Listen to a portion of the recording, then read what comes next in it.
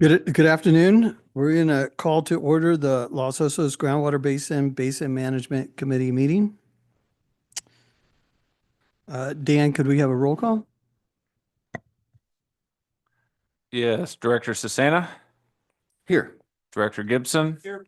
Director Reinecke, Here. Chair Zimmer. Here. Okay, all four parties present. All right. Item 3, Pledge of Allegiance.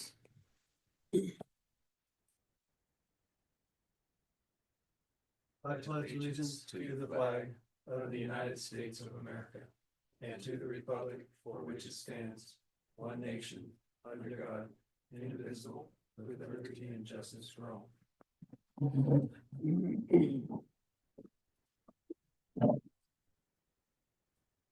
Okay, item 4, board member comments. Are there any comments from the board?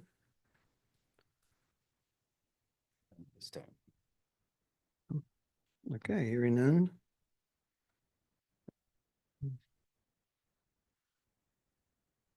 Item 5 is special presentation. We have none today. We're moving to the item 6, the consent agenda. We have 2 items on consent agenda. It's the 2024 financial report and approval of the minutes from our October 16th regular BMC meeting.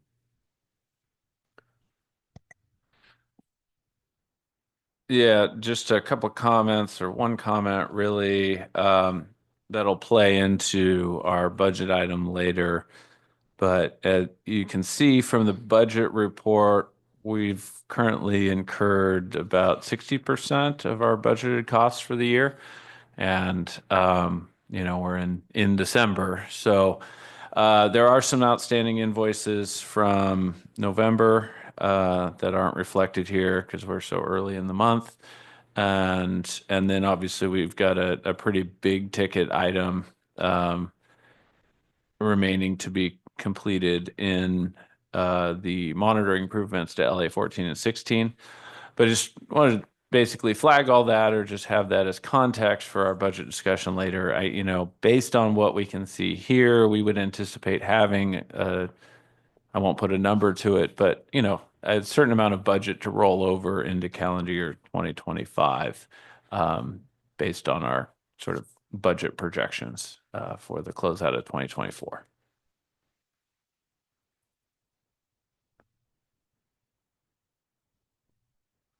Okay. Any questions from the board before we go to public comment? Okay, we'll move to public comment. If you have public comment and you're in the boardroom, please come up to the podium. And if you're online, please raise your hand. We will take public comment in the boardroom first. Hi, Lynette Brooks. I actually just have one question about the budget. This is the first time I've actually looked at the budget items. And I don't see anything going to CHG specifically for the transient model. So I was wondering if that's incorporated in some other budget item or what? That was it. Just a question. Okay, thank you. There is no further public comment in the boardroom or online. Okay, we'll bring it back to the board. That question is covered under a separate contract, is that correct? It is. Yeah. So the transient model is being funded by a combination of sources. The largest source is a water recycling funding program grant from the State Water Resources Control Board for recycled water planning. The county included a contribution of $150,000 to support the development of the transient model. And then the BMC is providing the remaining $50,000 of match funding through its contributions to the peer review hydrogeologist, the stream gauge rating curve, and the well monitoring database. So that's why it doesn't show up specifically as a line item in the BMC budget, but it is in the mix. Question. Is that okay? Is there a way to find out that total funding then that's paid for the model? $325,000 Yeah, I believe the budget is 400,000, but 300 or sorry, 50,000 of that is match funding, so it's really 350,000. Lee Ferris is getting 400,000. Oh, yeah, peer review and the monitoring. Well- All right. Thank you. Okay, I'll bring it back to the board. Any further discussion? If not. Okay, We'll second that. all right. All in favor? Aye. Aye. Any opposed? Motion passes 4-0. Okay, thank you. Move on to item 7, public comment for items not appearing on the agenda. If you're in the boardroom and you would like to make a public comment, please come up to the podium. And if you're online, please raise your hand. We will take public comment in the boardroom first. Thank you.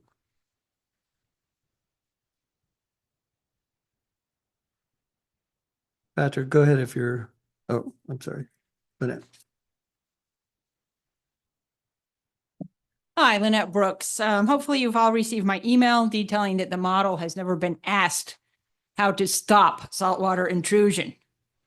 For over 20 years since the lawsuit was filed that resulted in the stipulated judgment, the ISJ Group and the Basin Management Committee have been using definitions of sustainable yield that allow more saltwater to enter the aquifer. This has been allowed for 10 years since the Basin Management Plan stated that stopping saltwater intrusion was one of the most important goals of the plan. The Superior Court of California dictated the Basin Plan is the result of efforts of the working group, and together with this stipulated judgment is intended to serve as a comprehensive groundwater management strategy consistent with the ISJ. Because page 1 of the Basin Plan says the goal is to stop saltwater intrusion, stopping saltwater intrusion was mandated by the court and assumed by the court to be included in the definition of sustainable yield. The Basin Plan states, while the basin yield metric and basin development metric are useful for planning to balance water supplies and demands in the basin, it is also important to measure the actual physical impact that actions set forth in this basin plan will have on seawater intrusion. In other words, it is prudent to affirm that operations with a theoretically acceptable basin yield metric actually produce the desired results. The Basin Plan knew that the model was a theoretical, acceptable, sustainable yield. The annual reports have included data and text that indicate saltwater intrusion has not been stopped, but the Basin Management Committee have ignored that data and ignored the Basin Plan when approving the model calculated sustainable yield. That approval, along with 1 year of precipitation that was more than double the average of the precipitation at the Los Osos landfill gauge, gave a basin yield metric of 69. The basin yield metric is the only metric that has met the goal for the basin to be considered sustainable, and now the county and the California Coastal Commission have declared that Los Osos Basin is no longer in overdraft. If the Basin Management Committee had been diligent in using the model to stop saltwater intrusion, and in looking at data other than the model, it seems likely that the sustainable yield would be less than 2,380 acre feet per year. Moving the wells closer to Los Osos Creek and Warden Creek will result in less water in those creeks and less groundwater flow from the creek valley into the Morro Bay estuary. This also needs to be considered in terms of sustainability and documented in the model report and annual reports. I have not seen data that those creeks are being monitored so that effects can be measured. Thank you.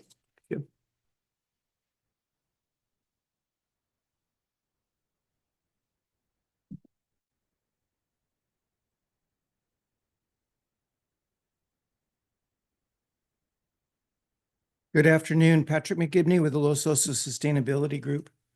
Retired USGS hydrologist Lynette Brooks sent you a research document, which I hope everyone's taken the time to study. For decades, she has devoted her career on groundwater basin modeling and brings fresh eyes to the management of our basin, the stipulated judgment, and our sustainable and seawater intrusion dilemma. Seawater intrusion is a known consequence of an overdrafted basin, a basin not sustainable. The annual reports show seawater intrusion is still happening, as it has for over 40 years. On the first page of the basin plan, it says there are two challenges for the continued use of our basin. The first is to stop nitrates in the upper aquifer. This hasn't happened. And the second, and the most important goal, is to stop seawater intrusion into our lower aquifer. This too hasn't happened. It says to accomplish these goals, and I quote, "It is vital that bold, decisive, and immediate actions be taken to solve these challenges and to protect the sustainability of the basin," end of quote. It is implied that if this had happened, there wouldn't be the high nitrates and chlorides polluting the basin as they are now.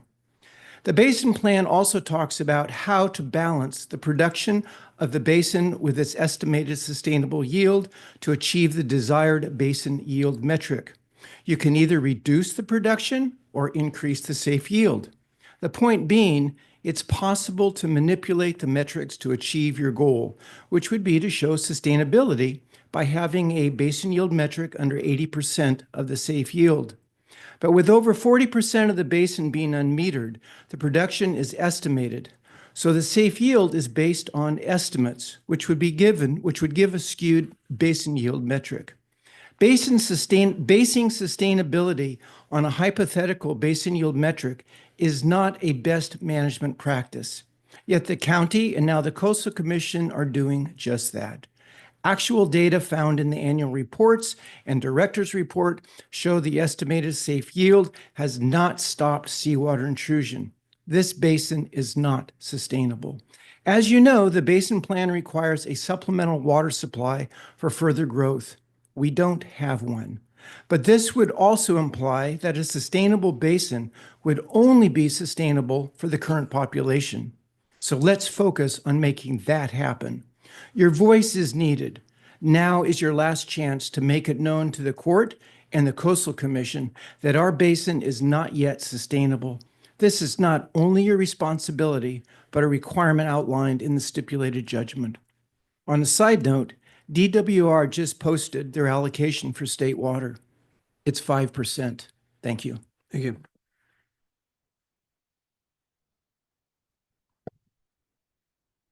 There's no further public comment in the boardroom or online. Okay, we'll bring it back to the board. So thank you for those comments and your letter and work, Lynette. I appreciate that. I want to acknowledge that. I think, right now, we shouldn't get into a long discussion, but I do want to acknowledge that, and maybe it's best if Dan take a look at these, some of these comments in his staff meeting and those types of dealings to, we have staff on board, qualified staff that's looking at this. Have the basin plan. We've been following it for many years. I mean, we know it's going to take a long time for some of our activities to be fruitful and see some of the benefits of that. So, we definitely always want to adjust what we're doing. I want to acknowledge that, if there is new information or better information, we've developed this plan, some time ago. And so I think it's important to note that, as we become better information and better tools become available to us, we should act on those. But right now, I know the information you just sent out came out, at the beginning of the week. Really wanted time to digest that. So I'm not trying to dismiss what you're doing, but I do want to just make sure that we adequately review it. And so I'm all right. Any other comments? Yeah, I would only add, appreciate the work that went into that letter. I think the appropriate move is to forward it on to our technical expert, Mr. Harris, and let him digest it as part of his continued work on the transient model. And we'll, I'm sure, be talking about the modeling in coming months, and we'll work on it and follow the scientific method. I think that's fine approach. Isn't there one thing though that could be addressed? Maybe the fact that in the past, we had been setting a sustainable yield that allowed saltwater concentrations to increase in some of the wells. And we, about a few years back, dropped that sustainable yield estimate with the intent of stopping, if not reversing, saltwater intrusion. I mean, that was the reason for lowering that. So I think we have addressed that aspect of the sustainable yield. Now, whether the criteria indicate sustainability or not is another question, but the sustainable yield estimate was definitely meant to address stopping saltwater intrusion and not allowing it to continue as we had originally in the basin plan. That's acknowledged. Let's not get into a Yeah, discussion. no, we'll get into more. That's just, that's a fair, we have adjusted that, back and forth in a couple different dealings. So to the point, we are constantly looking at that, and we're going to have a good opportunity coming forward here. I mean, I'm hoping that we have some new modeling information that's going to come out of our new model, and then, at our annual report and at the end of the year, really looking at the fall numbers that come in will give us a great opportunity to confirm or make adjustments again. All right. Any other comments? Okay. We'll go ahead and close public comment. We'll move to item 8, the executive director's report. Dan, I'll turn it over to you.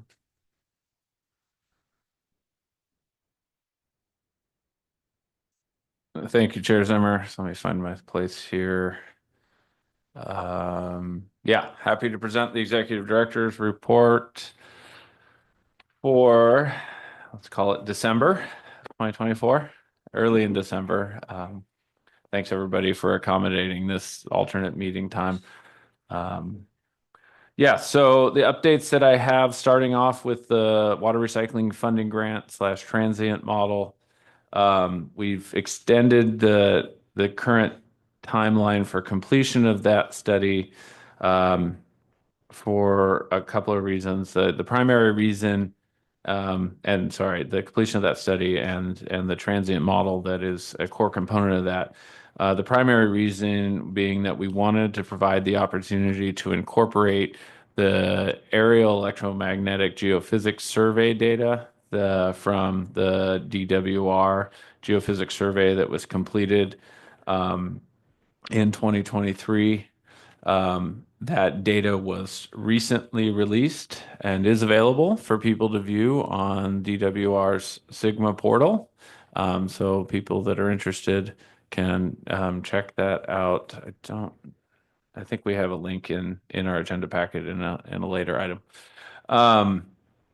And then also just providing Cleith Harris geologist time to coordinate with the peer review hydrogeologist in the review of that data and other model related activities.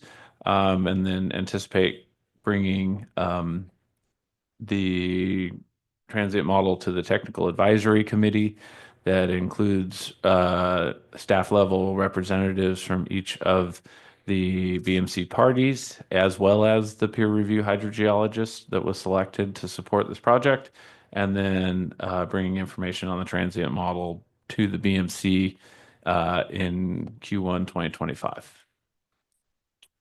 Looked like there might have been some questions in my presentation or no. Okay. Moving on. The Central Coast based water quality grant program, the Rose Foundation grant that we've talked about. I think really the new news here is that we've executed the grant agreement based on the authority provided by the BMC. And we should receive, I just got confirmation of this, receipt of we should receive the funds in January of 2025. And so those should show up in our bank account. We'll track those funds and make sure that they're reserved for the purposes of supporting the Sweet Springs Monitoring Well Initiative in 2025. Yeah, and then on page 17 of the agenda packet, or 2 of the executive director's report, this is where we have the AEM survey data release, and a hyperlink to where you can view that data in the DWR's online portal.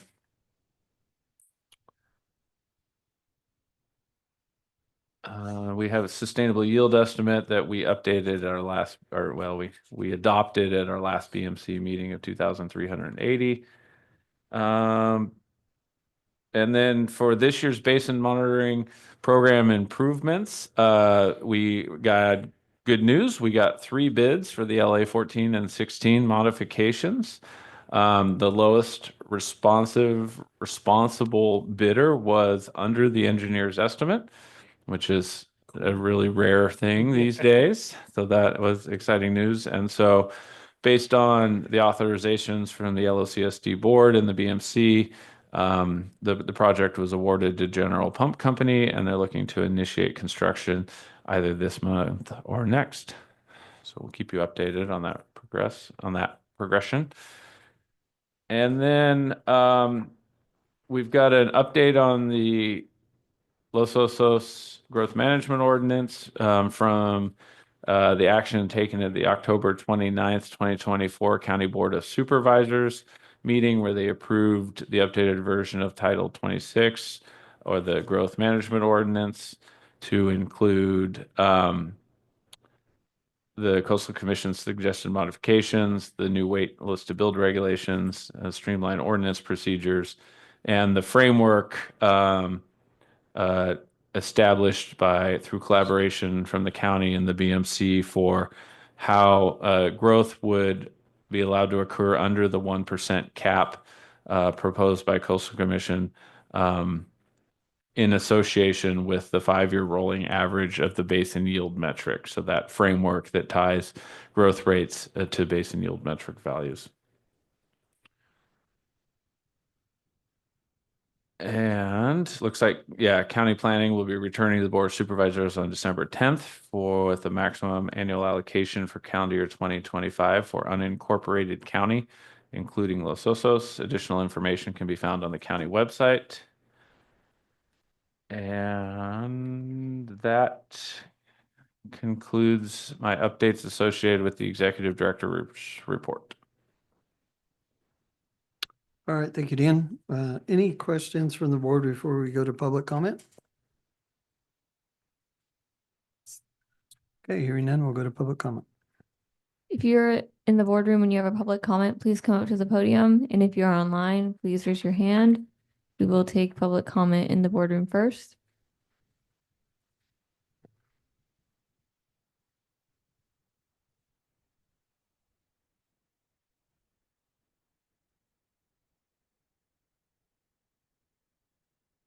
Hello, Lynette Brooks again.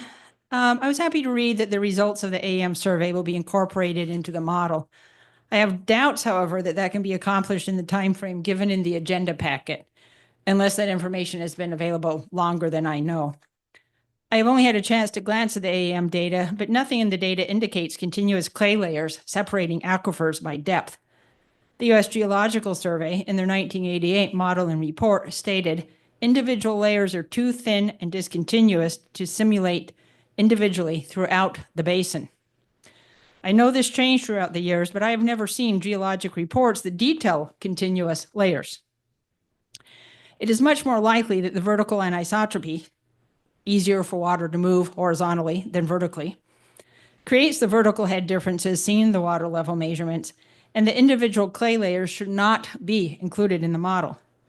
The difference in water quality has also been used to prove different layers, but the figures shown in the basin plan and the annual reports show a basic saltwater intrusion wedge. This also does not require clay layers separating the aquifers. Removing the aquitars from the model may require extensive recalibration. Hopefully, the model incorporates the changes that were recommended by Stetson engineers in 2010, including monthly time steps, or smaller. I don't know what the new model is doing. Another recommendation was to use the stream package in ModFlow, not the river package. The stream package keeps track of the amount of water in the stream, and if it is dry, no recharge from the stream is allowed. This will be critical during dry periods of the year. A lot of the recommendations made by Stetson engineers were about providing better documentation of model construction and confidence intervals on predictions such as sustainable yield. The use of the stream package, better documentation, and prediction uncertainty should have been included in the model since the peer review. The stipulated judgment included requirements to, 1, maintain the model and make improvements deemed appropriate for the management of the basin, and 2, conduct a peer review of the model at least once every 10 years. It is not readily apparent if any of the recommendations from the previous peer review have been implemented. If not, that is a violation of the stipulated judgment. The omission of Warden Creek and the lower part of Los Osos Creek from the model, at least I think they are not in the model, is a serious oversight that limits the ability of the model to simulate discharge to those creeks and the effect that additional pumping will have on those creeks and on discharge to the Morro Bay estuary. Thank you.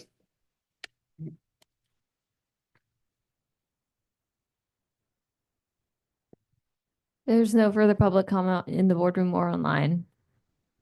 Okay, we'll bring it back to the board. Any comments on the director's report? Appreciate your work. All right, yeah, appreciate it, Dan. Just a couple things on the modeling. So appreciate the update on that and very helpful, more than what we had in the past. And I know we gave you direction. Just you know, one of the concerns is we don't want to rush it, but we do want to keep moving at a steady pace. So I mean, maybe if we're not ready for this, you know, we were going to come back in Q1 of 2025. And if we're not there, at least how about if at each meeting we get an update on the progress and some of the steps that have been made, just so we're keeping this in front of us and really talking about it and making sure. I know having it reviewed by the TAC group was something that we didn't really wasn't done, and I know you acknowledged that during your presentation, so I appreciate that. And then on the work on LA 14 and 16, that's budget item 10, right? That's that 70,000 that we have allocated. That's the big number and left over in our budget. Is that correct? For the because there's that $70,000. Can't remember what the title is. Just number 10 is what I wrote down. So the budget item in the calendar year 2024 budget. Yeah, we still have Yeah, that. that $70,000 plus the $75,000 contribution from the National Right. Estuary Program is Okay, associated with LA 14 and 16 modification. Okay, so do we know, will that be, they're going to complete that in December, so that should hit the books pretty quick then, coming maybe in January, or how long is the work actually expected to Yeah, take? I think the work may extend. Sure, yeah. With the holidays coming, we just executed the contract. They were hoping to come in early December, but we still have to get the well modification permit. And some other things yeah. straightened out. So Christmas holiday is going to play in here. So it could Sure. be January before they get to it. Okay, all right, sounds good. Thanks, Ron. All right, that's all I have. Okay, thanks, Dan. Appreciate it. Okay, we'll move to item 9. We have 2 action items. One's the 2025 budget, 9A, and then 9B are updated San Luis Obispo County Flood Control and Water Conservation District State Water Project Policy. So we'll do 9A first. Yeah, thank you, Chair Zimmer. So as BMC knows, annually the stipulated judgment requires we adopt a budget for the upcoming calendar year. So in coordination with BMC party staff, we've developed a proposed budget. It's included as an attachment 1 of the staff report. Just some key things to note with respect to the baseline services. We previously had a separate line item for meeting audio visual and recording hosting. With the decision to move towards YouTube, we've removed that line item and the costs associated with that for AGP. So that's just kind of the change you'll see in the baseline services. And then in the what we call the non-baseline services, what is being proposed for calendar year 2025 is 3 additional items. One is the continued funding of the peer review for the water recycling funding study or transient model. So that's $15,000. And just to point out, there were some questions earlier about the funding sources for that model. Those are spelled out in the description for the peer review, just for reference, if that's helpful. And that's $15,000. Item 9 is groundwater monitoring program improvements. The proposed budget is, thank you, is $50,000 from the Basin Management Committee. That is what would be the required matching funding for the Rose Foundation Community Water Quality Grant of $150,000. And so that $200,000 total budget would be what the BMC would have available to complete the construction of a new monitoring well somewhere in the Sweet Springs area to improve its monitoring well network. And then the last item, item 10, geophysics basin interpretation. I think we're missing a note in the budget table, but we show a $0 amount here. And that's because we don't anticipate that this would be a BMC cost, but that Ron Munns with the CSD was successful in obtaining some additional funding from the National Estuary Program. They've pledged $50,000 to support the BMC, and it's proposed that that $50,000 would be utilized to perform a hydrogeophysics interpretation. And so that would provide funding for a certified hydrogeologist to take a deep dive and really analyze the AEM geophysics data that DWR collected, and then and help interpret that and use it to support our understanding of the basin. And then we're also optimistic that we can potentially partner with Cal Poly in 2025 to complete a ground-based ERT or electroresistivity tomography survey that could provide additional geophysics data at key locations in the basin that could then be interpreted with this funding from the National Estuary Program.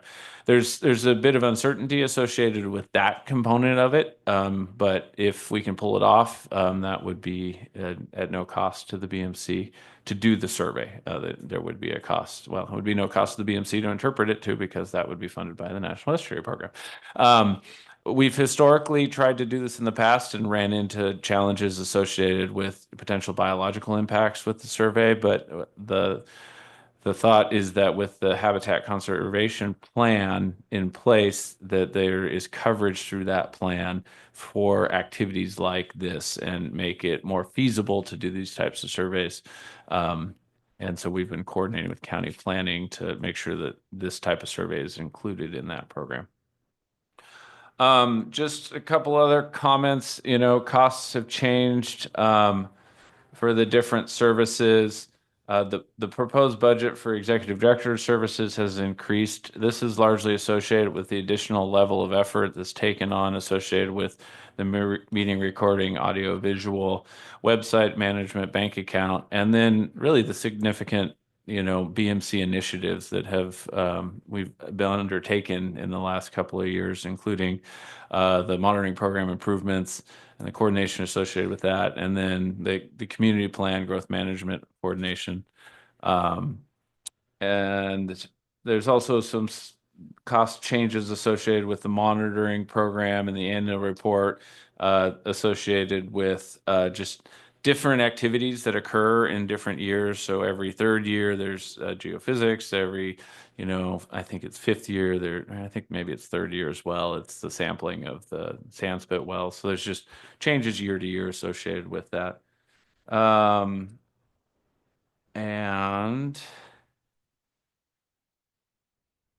But I just point out that the total budget for the BMC is roughly in line with previous BMC annual budgets. largely in part to the additional outside funding that we've been able to obtain through the Rose Foundation grant and then the contribution from the National Estuary Program. And that concludes my presentation on the proposed 2025 budget. Okay, thank you. Any questions before we go to public comment? Just that Cal Poly has not done any electoral resistivity, have they? They talked about it. I'm trying to, it's been a while. I just can't remember that they ever did any.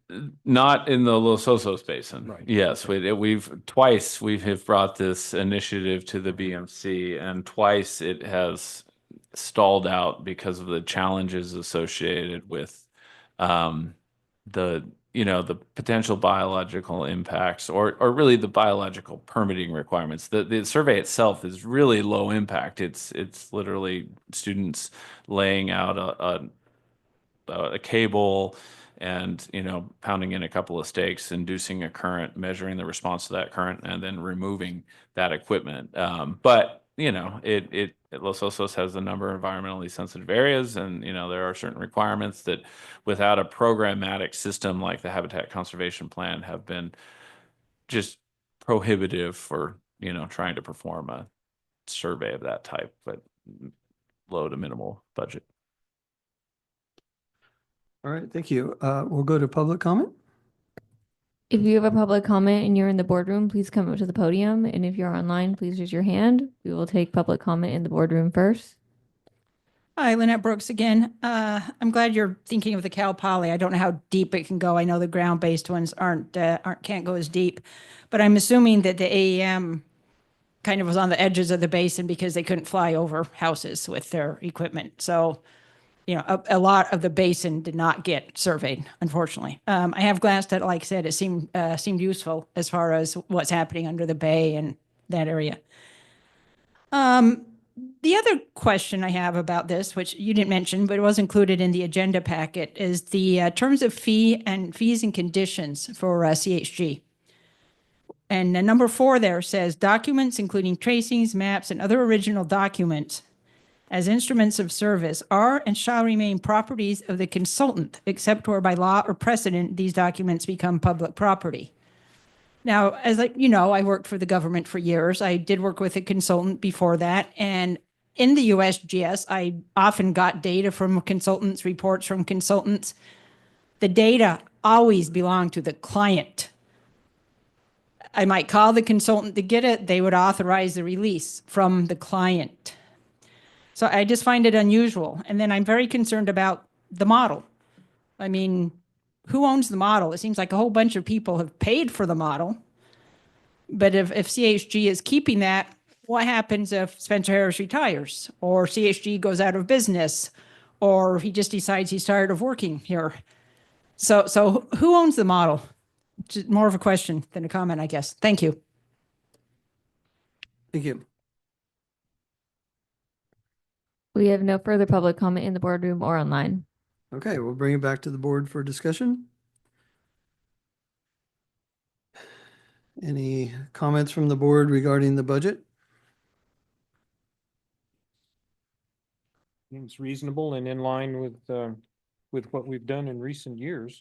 I'm appreciate the effort that it takes to put it together, and appreciate Mr. Munns working with the National Estuary folks. I'm glad that their revenue can be put to good use, but I'm supportive. I think we should move forward. Yeah, I have a couple of questions. So I was looking at last year's, ultimately we talk about the cost change, and when I look at Cleath and the administration, that's just a significant part of our budget. And I've kind of expressed this before in the past, just about the clarity and the details of the budget and the accounting and the invoicing. But one of the things I noticed here is that we agendized this differently than we did last year. So last year we looked at each contract a little bit closer and approved those, I think it was lumped together, but the way it was described in the, so these were just kind of attachments to the budget, but they weren't really the focal point of this agenda item the way that we should have looked at these contracts or these proposals individually and approved them. And so, I mean, one of the things is that caught my attention. You talked about increased cost, and I get it. I understand it. I just want to make sure that I can explain it when I'm explaining it to my representatives and the community that I represent, why we're paying these costs. And it seems a little vague to me. So just even your contract, Dan, I know is a little awkward, where it's a good time maybe to talk about it a little bit, but what are those increases? You mentioned a few things, just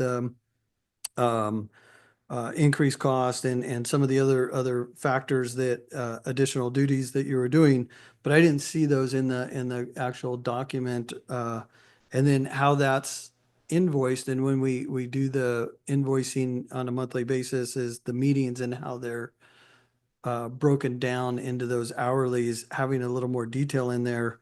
But for this purpose, I don't know if we, the way that these proposals are written, if there's a way to have more detail in them and, look at these individually before we actually approve them, because I think it is important. And if it's such a big, significant part of our budget, I think we should do the due diligence and go through that, instead of just approving this as one big item altogether. We've heard some public comment about some of these contracts. I've had questions with the detail of them. There aren't, I don't know, any thought on that or comment on that? Well, I mean, overall, the increase in the budget's what? $4,000 year over year. And I don't have all the details of last year's budget, but the consolidation of the different functions under Confluence Mhm. makes a certain amount of sense to me. I don't have, we have the budget, the overall amount of the budget going back till 2016. This with contingency is 357,000 over 353, 840. The basic line items are pretty much the same with legal counsel. Aside from administration and facilitation, the web hosting, the accounting, the counsel, the technical support, groundwater monitoring, annual report, all those clear. And then we always have a couple of projects. We got two to the tune of 65,000. And so, if you want to look at the 93, that's part of the Confluence proposal here, it's listed out under the scope of work pretty clearly, not individually budgeted. I guess the only question is, in terms of taking action on the budget, are we implicitly approving these? It's not agendized as approving the proposals. We're setting the budget, but I don't see in the staff report a specific approve the proposal that came from you, Dan, through as Confluence, or Cleith Harris. And, presumably, it doesn't say direct staff to accept those proposals or anything. I'm happy to do it. I just, in looking at the technical part of that, I think there's adequate documentation of what's going on here. And if there's something missing, a specific question on some of it, yeah, if one of my colleagues has questions, but it looks very familiar, and it isn't it's a minimum increase over last year's budget. So I think we've also described the work program pretty thoroughly. I don't see where the hole is here. Well, I think, thanks for clarifying that, because that was my, about, are we approving these contracts right now, or the proposals right now? That was really what I was pointing towards. But when I reflect back over last year, we initiated some of the services were going to go away and not get transferred onto the Dan's workload, and it was going to get easier and better. We added accounting services and, the web hosting part of it. That was, the video recording was going to go away, and there was going to be cost savings, and I just don't see that cost savings. I do see, I think the way you described it, it got transferred onto Dan's, but then when I go back through Dan's, I don't see that that was actually accounted for in this proposal. So that's where I was kind of trying to get a little more clarity on what exactly are we proposing, because there was some, in my mind, we took some effort to have cost savings, but yet we're maintaining the same budget. It just didn't make sense to me. So, Well, maybe the shift is that instead of paying AGP, we're using that money elsewhere. but the like thought the was, monitor. the thought was through the year that we were going to have a cost reduction in some of these areas by eliminating them, because we spent money to do that. We spent a significant amount of money getting the checking account and getting certain things up and running throughout the year.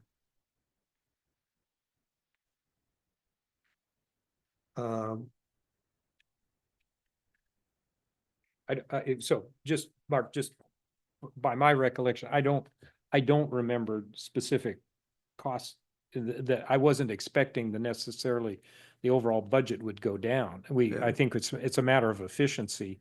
If we don't need to, if Right. we can get the video recording for less than it costs with the AGP contract, yeah, let's do it.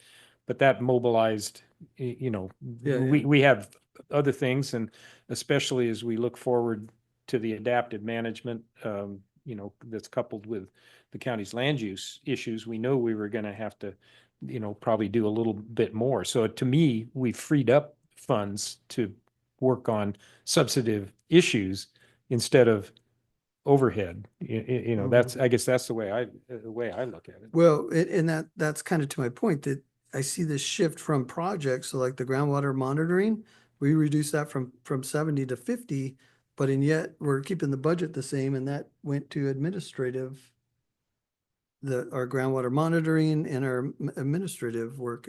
So that's my Well- point, is I'd rather spend it on projects and things that are going to help the basin and justify it in that way Well- than administrative increase. Well, so I guess the way I interpret that is the 70 from the previous year Dan has talked about is the modifications of existing wells. The 50 for the coming year is a match toward drilling a new well, right? I mean, that's the. Yeah, So no, all that's- of that's benefiting the basin. No, and I get that, but it's the shift of, when we talk about the total budget, we shifted from projects to administrative. And our budget is the same. We reduced our project funding and put it into administrative funding is really the point I'm struggling with that fact. If I could make a couple of observations. One, so in the proposal, you'll see we highlighted the new tasks that weren't included in previous year's budgets. So, underlined, I should say.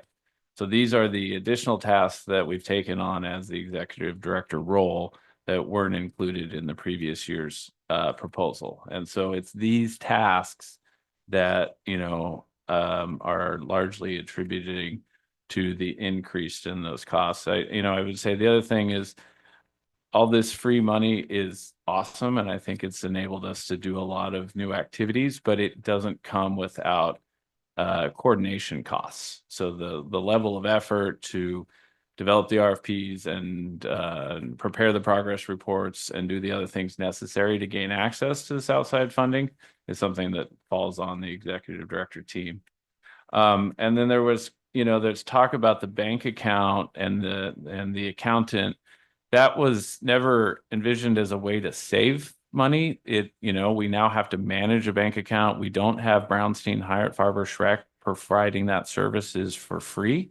So it wasn't really, it was a way to increase flexibility for the BMC to roll funds over year and speed up, how soon people get paid, because we didn't have to send an invoice to Brownstein, and then Brownstein send it to all the parties and then track payment. And so while it has saved time, and it's probably saved Brownstein a significant amount of time and level of effort, but that wasn't a service that was being charged to the Basin Management Committee. And then with the audiovisual services, there's a small savings. We were only paying it was 200 a meeting. I think our budget in 2023 was $2,000. There's still, so we're probably saving several $100s by having the executive director perform those services. We still have to post and edit the meeting recording, but we can do it for less than $200 per meeting. But it's not going to translate into, tens of thousands of dollars in savings. The comment about, just how they're presented is a valid one.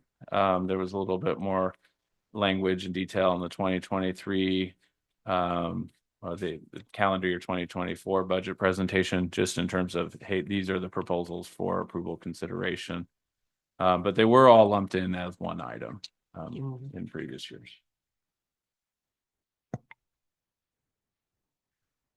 So we don't have the 5 proposals either, right? I mean, we have 2 from Cleeth and 1 from you. Is that what we have? Oh, in the accounting one, right? Yes.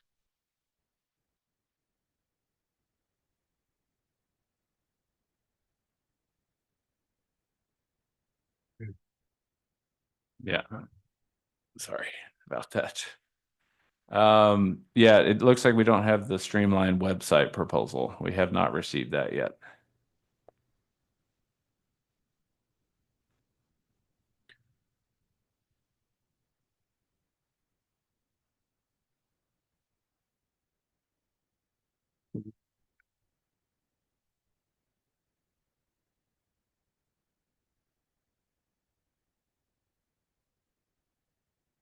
So I guess, would it be worth coming back and looking at these proposals a little bit closer and agendizing them so that we can review them and account for them? Let me go back, if I could, Mr. Chairman, to the question with Dan. Was it your impression that we were going to approve these proposals? I mean, you should be under contract for the coming year, this being the last meeting of 2023, right? So it seems at least implied there that we would do that. Now, whether we need to take a formal action properly, whether this is properly agendized for the formal action that's needed is another question. Yeah, I think, in compliance with the stipulated judgment, we need to approve the budget. Now, if we approve the budget without any approving the proposals, it, puts consultants in a very uncomfortable position. Specifically, you'd be asking, Cleeth Harris to try to stay on schedule for the annual report without an approved proposal. So, without certainty that he would get paid for the work that would need to get done over the coming months. But we could come back at a special meeting. We could come back, and I wouldn't recommend coming back in January, because then you're really starting off the new year without approved contracts for the work that needs to get done. Well, But isn't he those are the working on options. the 2023 work? I mean, that's what he's under contract for that. So we would be paying him. There's budget funding left over from 2023. So we have that as far as paying him and the contract, everything should be in place at that point.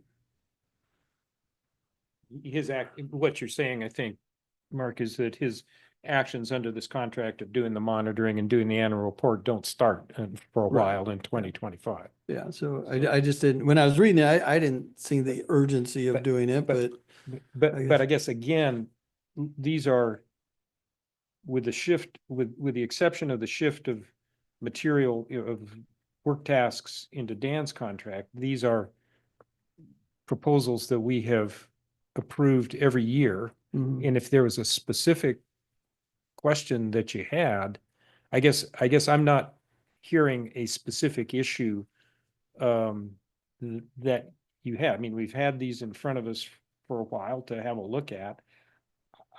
Looked them over. They look very familiar. They are the things that we have to do to manage this basin. So I guess if there's a specific question, let's dig in. But if there's not, I guess I don't see why we wouldn't, in approving this budget, it has been our practice to approve these two proposals, certainly, Mhm. because they're ongoing. And I just don't see, I just haven't heard yeah. identified a specific issue that we need to look at. Right. And I think that holds true for the monitoring, the annual report. Right. And I guess I'm just struggling with the increase. We got our legal counsel that we don't have a proposal for. We don't know what that is. We have a budget item for it, but we don't know what that is. And then we have the accounting service that are staying fairly flat. So I guess it's really Dan's and the legal counsel at this point that are the ones that are changing different than, before we just didn't see that kind of an increase. Yeah, I don't think historically we've brought in annual proposals from legal counsel. They're basically on an as needed T&M basis. And the budget line item for that has stayed consistent for the number of years. Yeah, I mean, the executive director services, I mean, the other piece of that is we incorporated updated rates for our services. We have not updated rates for Confluence Engineering Solutions since 2021. We still haven't updated them to our current rates, but we are just having to keep pace with inflation and other costs like everybody else. So there's a factor that the reality is the budget that we've had established for the last couple of years has not been sufficient. And at the end of 2023, we requested and the BMC approved an allocation of funding over the approved budget at the last invoice. And, we're projected to have to ask for the same thing for calendar year 2024 once the November and December invoices get developed and submitted. And so, we can reduce our level of effort if that's what's desired. That's always an option. We can look for things that, maybe we have fewer staff coordination meetings or, yeah, I don't know. I mean, we're doing certain things at no cost, like attending the town hall meeting and some of those public things. We're not charging the BMC, but I'm sure we can find ways to, reduce the budget if that's what is desired. But I feel like the work that's being done is in support of the Basin Management Committee. And it's just, there's been a lot going on this last 2 years, really. Well, yeah, with the community plan, the county land use initiatives, transient model, and then the groundwater monitoring program improvements. And I'm not, the way you stated that is not what I'm implying, that it's not warranted or anything. It's just not stated. It's not out here in front of us, it's very generically kind of outlined to what those increases are. You made some statements on it. And I know the workload has increased. I just think that we have more accountability to be a little sharper with what we're doing and saying and how we're tracking those costs. Because like I said, this is the majority of our budget. And we started off in the executive director that we were going to have carryover money that we're going to decide what to do with later. And now I'm just trying to take a real good look at this. I'm not trying to imply that your services aren't warranted or that there hasn't been additional work. I'm just trying to do, this is our one chance to look at it because we approve this and we're sailing until the end of next year on our budget. And there is little recourse coming back from that. So I'm just, I hope you appreciate that I'm just trying to take a close look at this and not implying that it's not warranted in some way. Could I make a suggestion? Mhm. So first of all, on on the legal, we budgeted 20,000. But if you look at our expenditures, as I see them in our financial report earlier, it's a little over 2,000 that we Mhm. spent in the course of last year. So that to me, that's a not to exceed number. If we see some reason that we're going to go over 20,000, we'll have a discussion, but it's much less than that. So I don't see a problem with that. So on that one right there, can I just make a comment Sure. on that one? So on that one, you said we don't have a contract with our legal right now, and you have discretion to use whoever you want to use?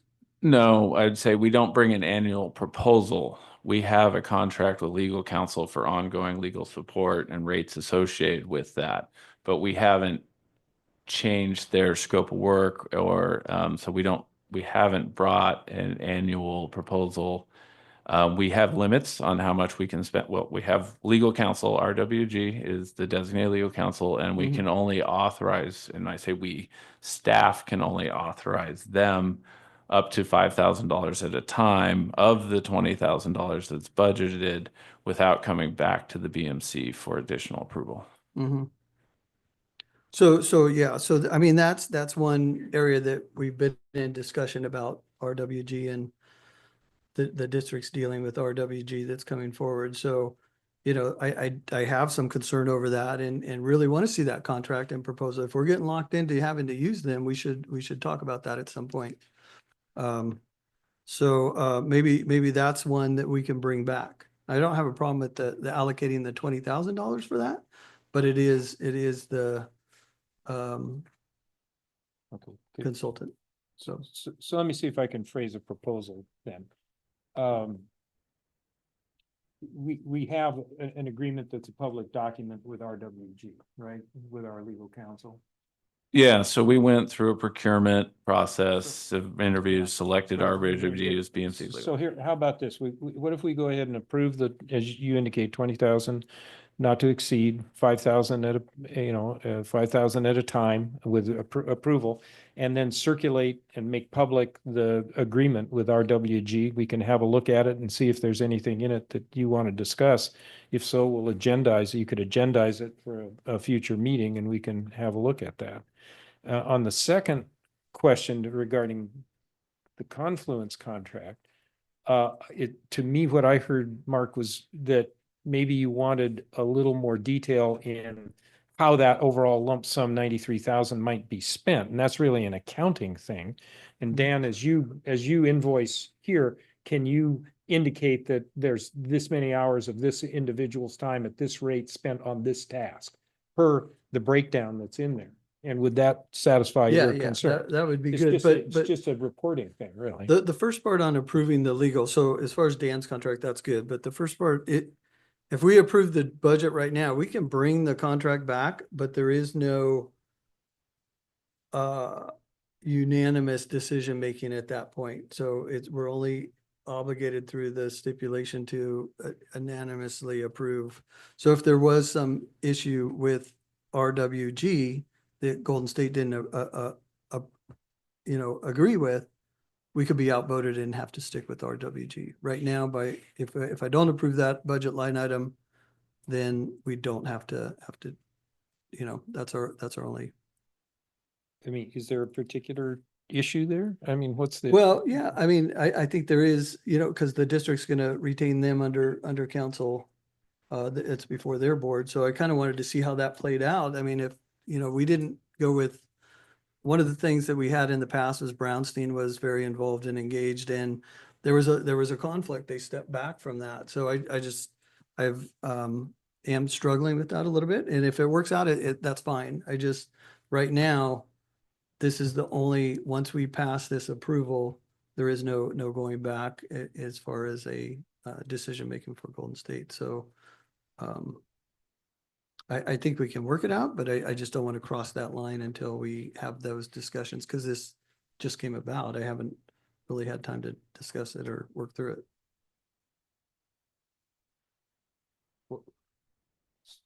So Dan, what is the agreement between there's an agreement between RWG and whom? And The The Basin Management Committee. as a, As- an as they are entity. as to provide professional services as legal counsel.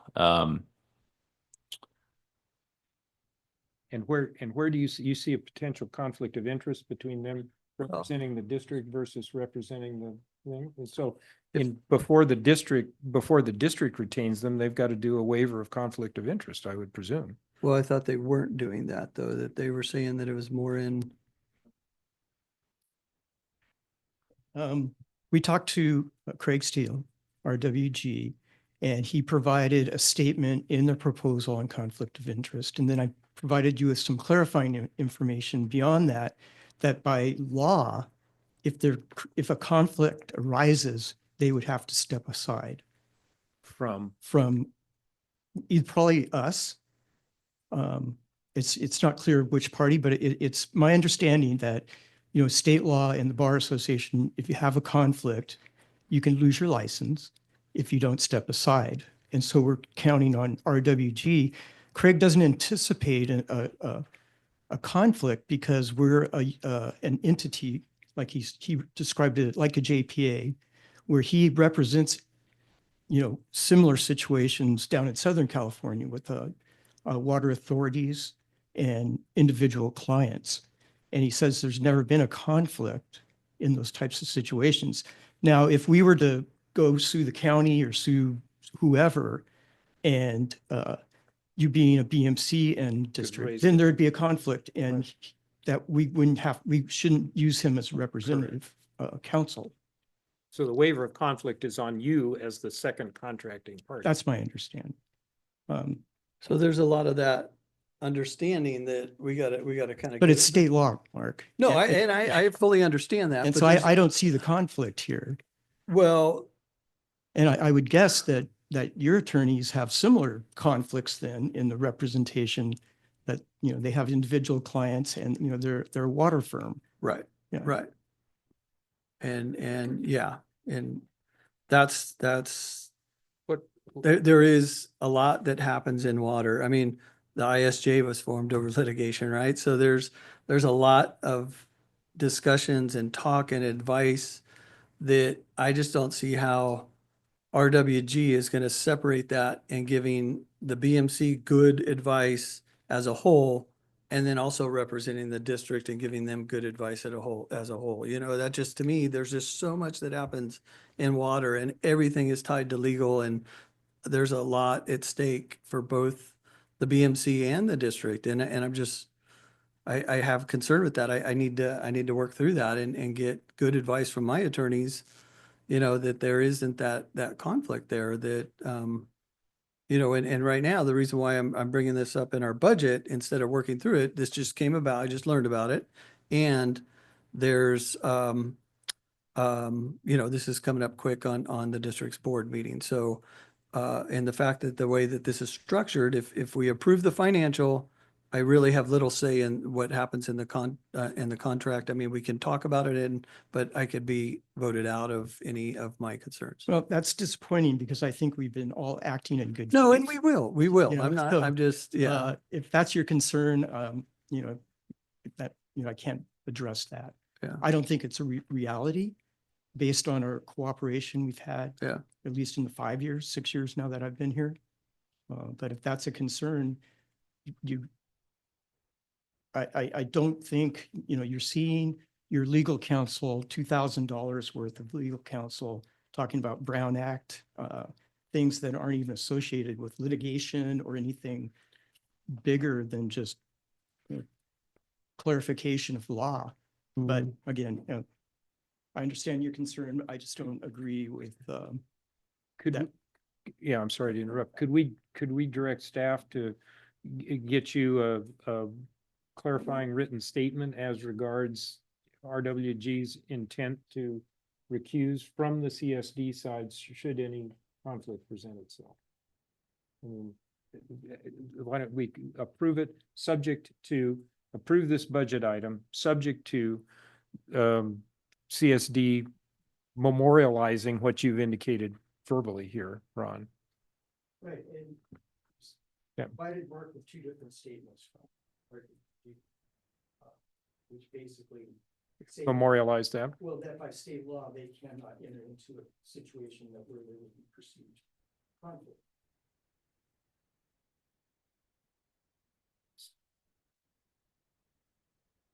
Can we, are those public documents that could be circulated to the? Yeah, I have them.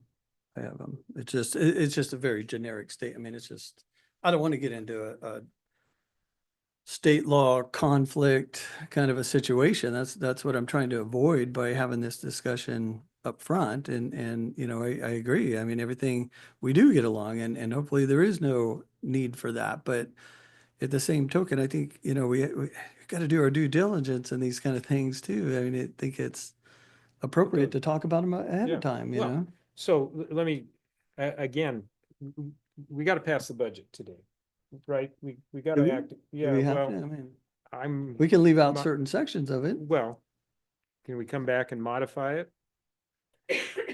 I think there has been precedent where certain tasks have been authorized and others have been brought back. What if we authorized $5,000, which is the amount that we would otherwise authorize?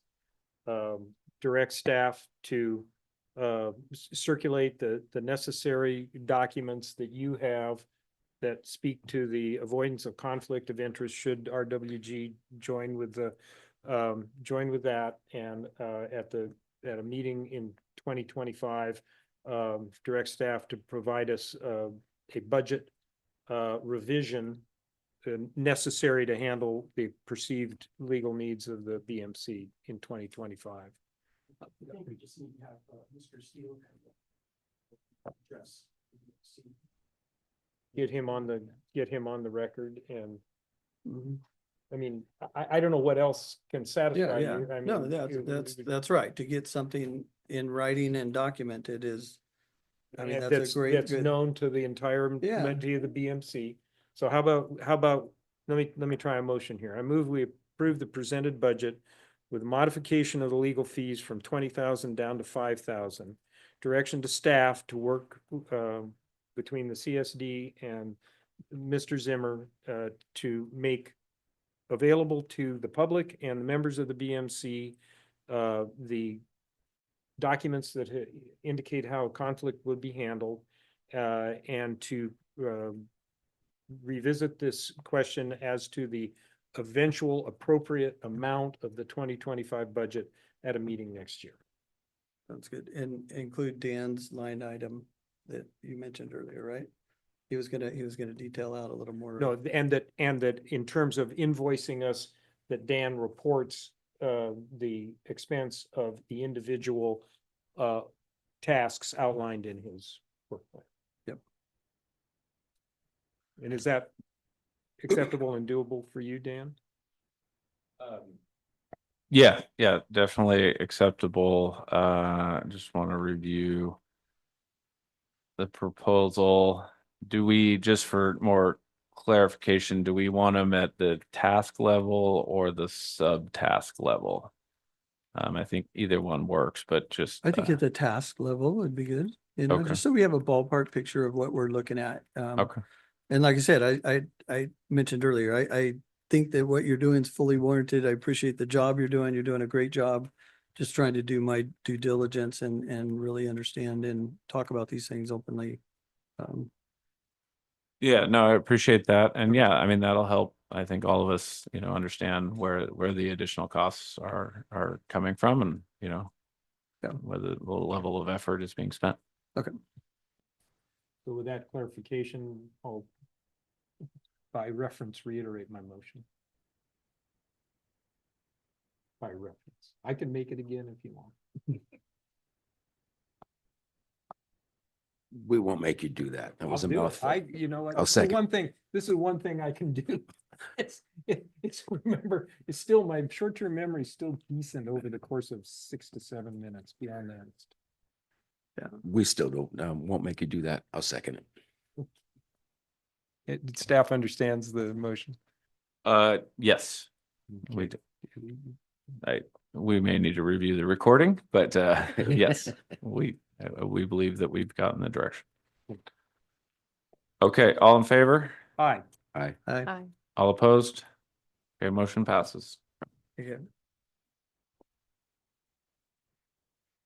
Okay. We have, action item, one more action item on our agenda, action item 9B. Update San Luis Obispo County Flood Control and Water Conservation District State Water Project policies and criteria for use. Yeah, thank you, Chair Zimmer. So yeah, this is just an item we wanted to bring to the Basin Management Committee's attention and see if they had any potential direction to staff. The San Luis Obispo County Flood Control Water Conservation District staff are preparing to take updated policies to the Board of Supervisors regarding the priorities and criteria for use of state water project water in San Luis Obispo County. And so as part of this early outreach effort, staff, let's also call them district staff, has presented a proposed updated policies and criteria for use document that's included in your agenda packet, and it has solicited input from a number of advisory committees. One is the Water Resources Advisory Committee, where this item was presented at the November 6th meeting. And then I believe it's also been presented to the State Water Subcontractors Advisory Committee. We've included a link to the Water Resources Advisory Committee agenda packet because that was the latest presentation of these policies to an advisory committee.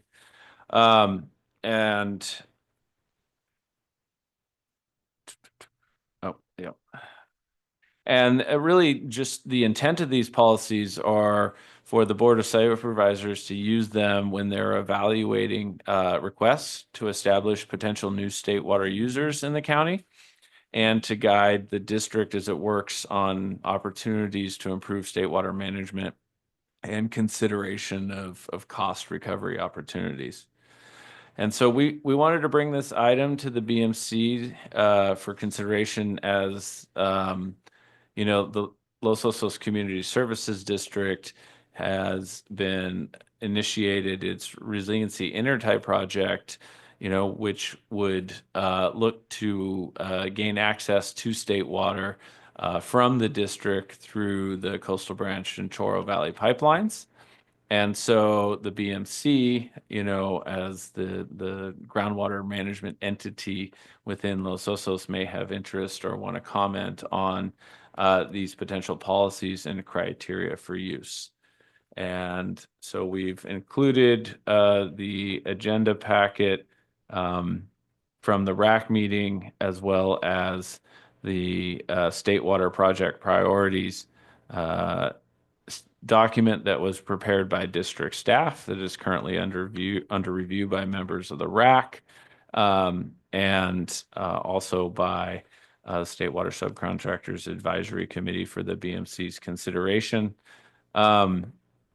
It's our understanding that this isn't the last opportunity for BMC to review and comment on these items.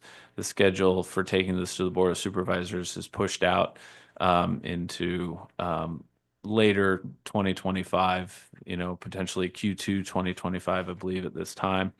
And so we really wanted to just provide this as a first presentation of this item and see if there's interest in additional discussion or BMC staff engagement.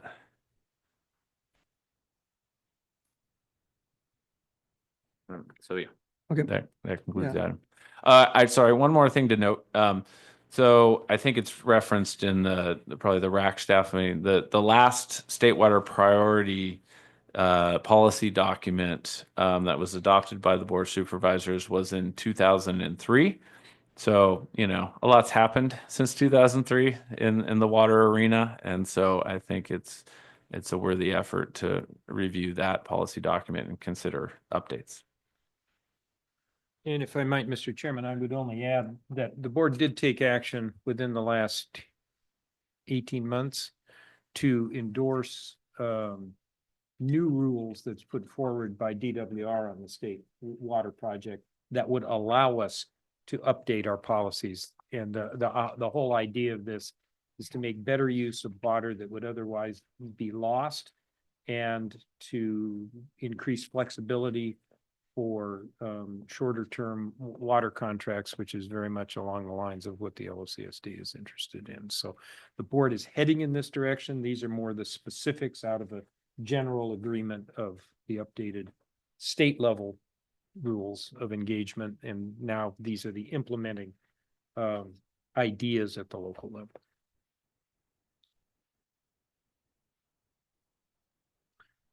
All right, thank you, Dan. We'll bring it back to the board. Thanks for that clarifying, Supervisor Gibson. Any other comments or questions, I guess, right now before we go to public comment? Okay, we'll open it up to public comment. If you have a public comment and you're in the boardroom, please come up to the podium. And if you're online, please raise your hand. There's no public comment in the boardroom or online. Okay, we'll bring it back to the board. Any comments on the state water project? No, I think it's appropriate that we be looking at this. I'm glad to see this. It's a big question and we've got to understand everything about it.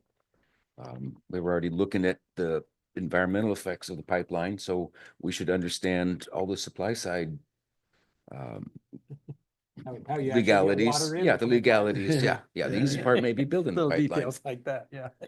Yeah.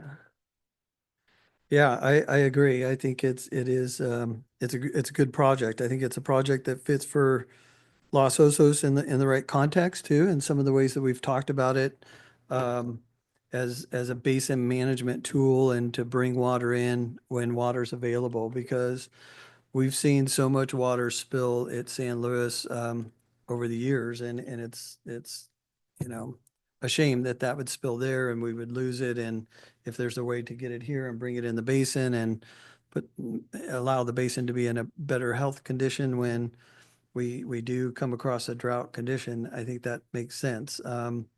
The struggle is funding, of course. How do we kick that off, and how do we really get that project? I appreciate the district taking the lead and doing some of the environmental work, and really how do we get that and make it equitable for the community as a whole, and not just put onto water ratepayers or such has been challenging, and so I do appreciate it being here at the BMC. I think that's an avenue that collectively we've come up and we've done projects and we've figured out ways to make things happen. I think, all of us on the board represent a certain portion of the basin, and collectively coming together and doing our part to really fund this project seems to make sense.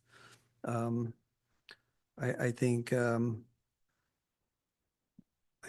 those next steps are going to be critical, and I don't know if this is something that we can put into our queue to try to help move along at this level. I think that would be, the next step for us as a group here, is if we decided we wanted to kind of take this roll on now, if we want to bring it back in 2025 and talk about it a little further.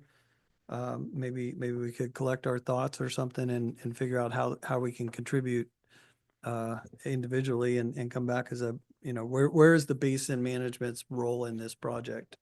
And that's what I'm trying to figure out. How do we, I think it is a basin management tool, and it's something we could participate at some level. Does it want to solely be a basin management? I think, there's water purveyors aspect of it that lies there too. And so coming up with that plan is really where I see we're stuck right now.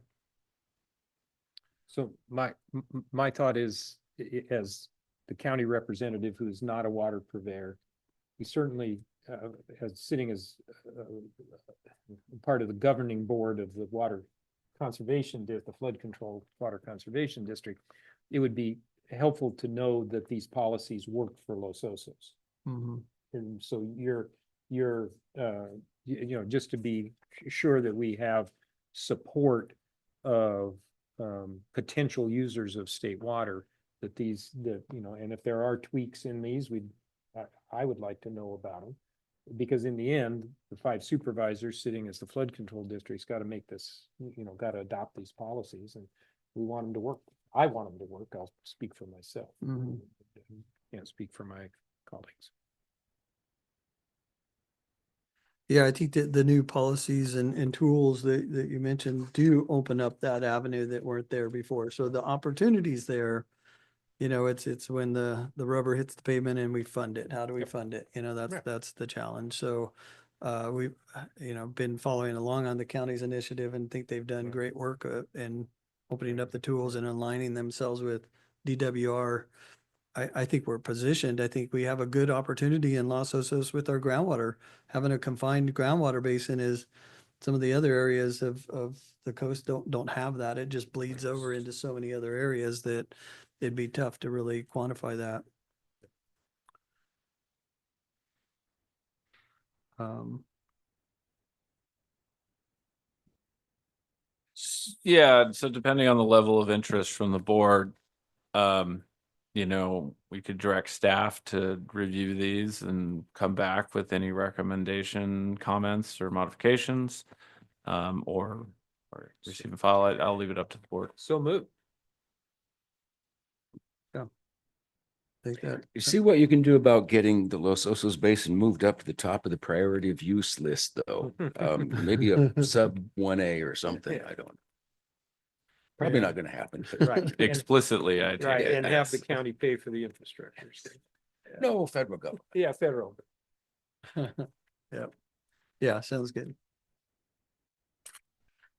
Okay. Okay, so board direction for staff to review and bring back future meeting. Okay. All right, brings us to our final item, adjournment. So thank you, everybody. Appreciate your attendance and participation. Good. Thank you, Mr. Chairman. Thank you.